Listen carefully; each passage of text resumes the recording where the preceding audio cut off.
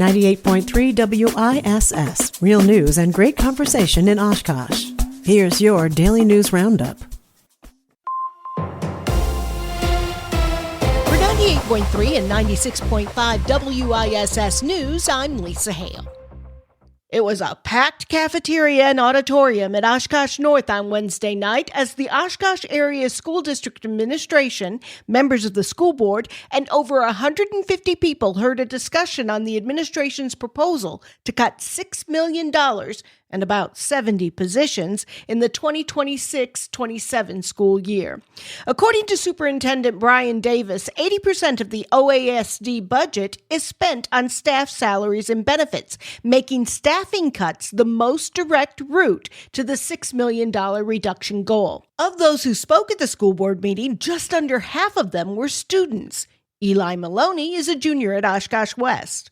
We know that this cut will definitively cause teachers to leave this district, leading to less extracurriculars offered within the classroom. Michelle Jones is a Spanish teacher at Traeger Middle School. Eliminating teaching positions and raising class sizes while insisting we are all in this together and students first is not just contradictory, it's insulting. The administration plan received pushback from school board members as well. Dr. Tim Hess. We're looking at eliminating 70 positions, and we heard the angst in this community. Davis said he'll work over Christmas break to make adjustments to the recommendations. We'll work through the process, based on the feedback from the board, feedback from public comments, and make some modifications to the revisions. Again, at the end of the day, we've got a $6 million issue that we need to solve for next year.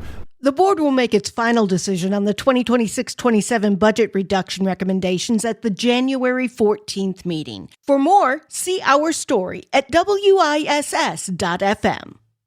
The Wisconsin DNR announced this week that more than $159 million in federal funds will be given to municipalities for replacing lead service lines. It's part of the bipartisan infrastructure law.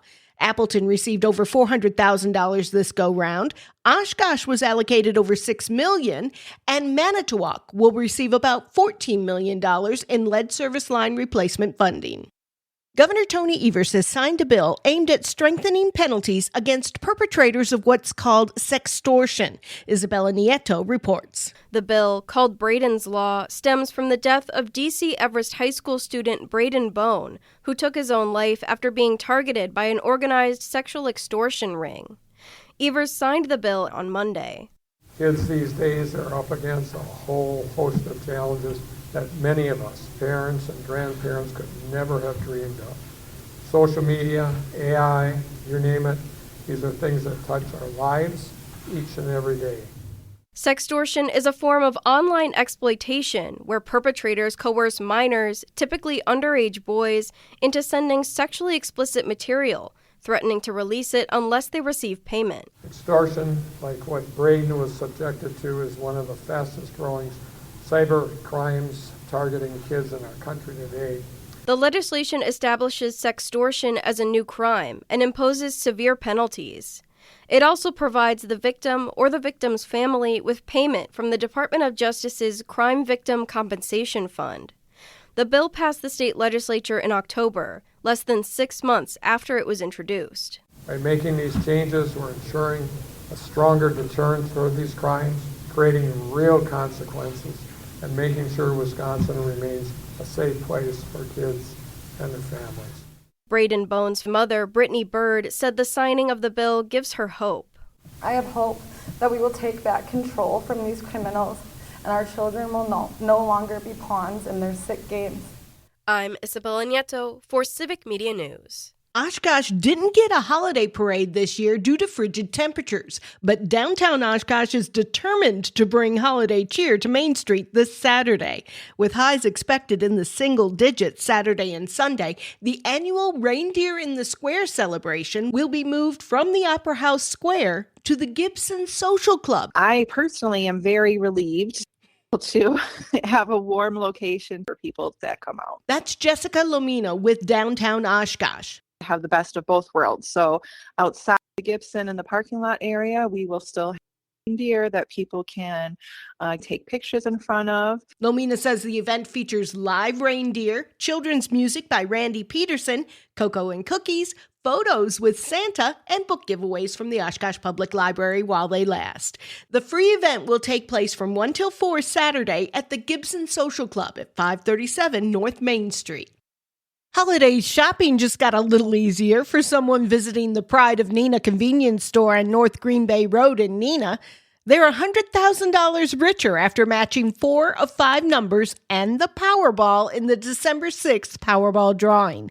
The $50,000 prize was doubled due to a power play. I'm Lisa Hale for 98.3 and 96.5 WISS News. For news anytime, visit WISS.FM. The Badgers lose in a blowout. Hi, I'm Mike Clemens with sports. Men's college basketball. The Wisconsin Badgers losing to number 23 ranked Nebraska 90-60. Head coach Greg Gard asked how they managed to lose by 30 points. We don't have a defensive identity.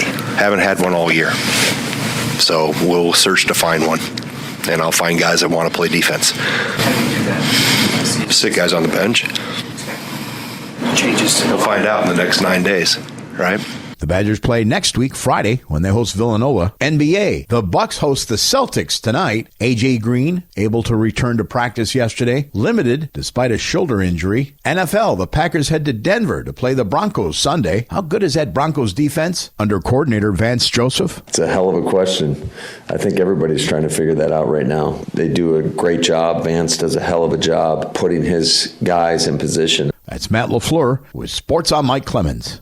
Mostly sunny today with a high in the upper teens to low 20s. Tonight will be mostly cloudy with a low dropping to 6 above. Tomorrow, a little bit of light snow, less than a half inch with highs in the low 20s early with falling temps in the afternoon. I'm meteorologist Sean Cable.